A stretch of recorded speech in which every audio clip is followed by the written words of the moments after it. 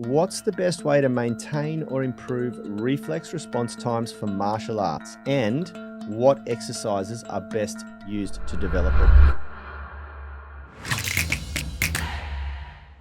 it? So Yanni wanted me to answer this one because of my experience with martial arts. I was a martial artist. I would have called myself a martial artist for a good, I'd say 13 years. When I was 17. So what's the best way to improve reflex times for martial arts, and what exercises are best to develop it? When I think about it off the top of my head, there's really a couple of elements to this. One of them is for reflex. You absolutely need to be doing things that promote reflex. You need to be reacting to things. In martial arts, you can't be doing things that are predictable if you want to increase reflex time.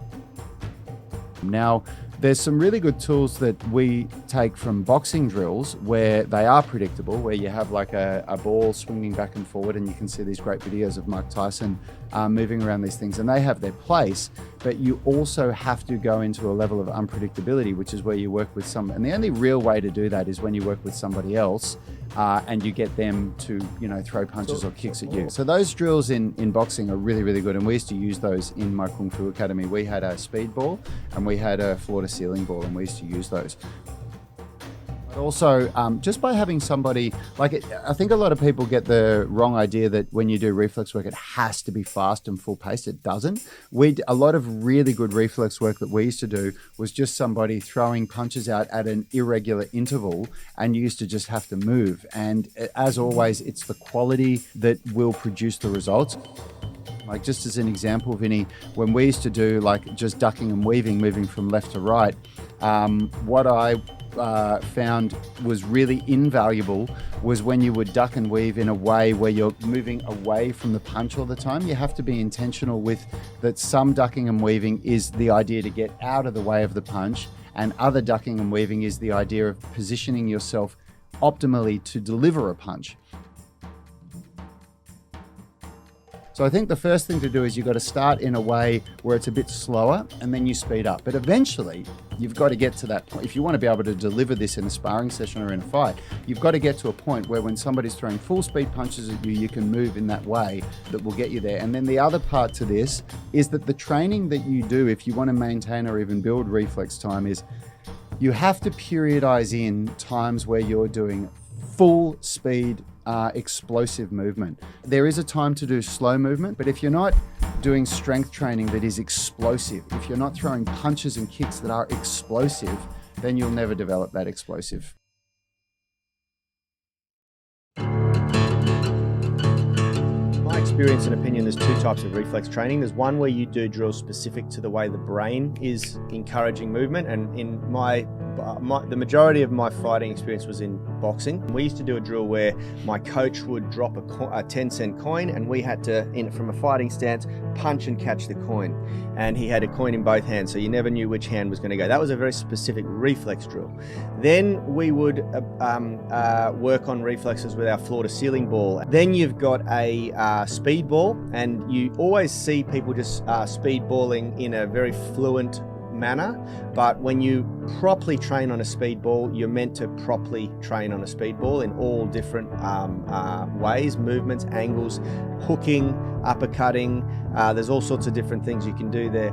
And then the last drill that we used to do that I found very good, which is where it starts to bring footwork into play, is touch sparring, which is that you have to touch the person on the shoulder or the hip or the stomach, and do it without touch and without being touched, and so now you're moving around a boxing ring in and out, bridging the gap, keeping at distance, and really bringing all of those sort of philosophies together.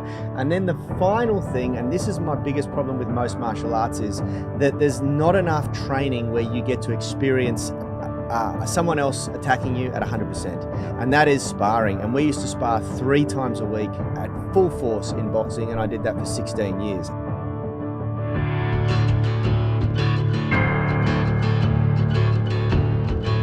And that is the big, I think, problem with most martial arts, and that's the reason why I've seen so many martial artists who have trained for 8 or 10 years get their ass kicked in a real fight, is because they don't get to experience someone or like really trying to knock your head off or take your legs off. And there's negatives and positives to that. There is training where you are doing it with minimal impact, because every hit counts and every hit compounds and can cause damage to your brain and things like that.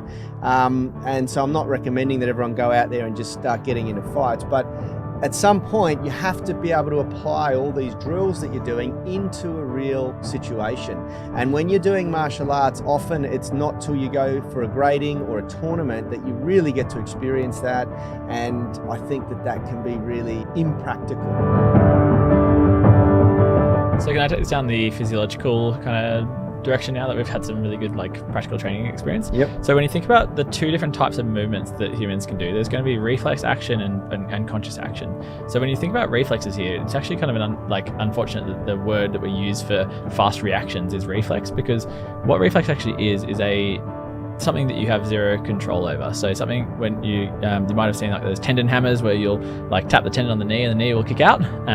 That's reflex action, and touching a stove and lifting your hand is also another reflex action, which is it's basically your motor neurons are reacting without having any processing happening from your brain. So basically you get a signal from your sensory nerves, it gets to your spinal cord, and then there's a basically reflex loop that means hey, we don't need the brain to have to deal with this.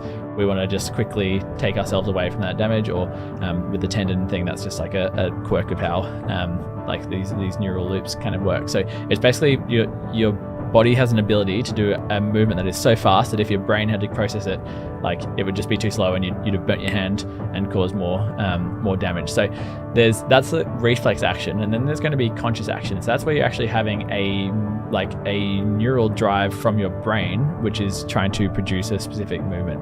And so when it comes to being able to get faster and more skillful and more precise with those programmed from the brain, you need to progressively overload them.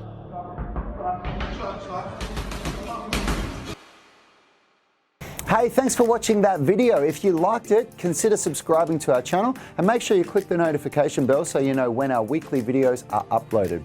Now, the best thing for you to do if you want to stay connected with us and get free online coaching is to join our private Facebook group. It's called the UMS Movement Mastermind, and we go live daily where we answer our members' questions. It's very interactive because you can post questions while we're live and we interact with you on the show.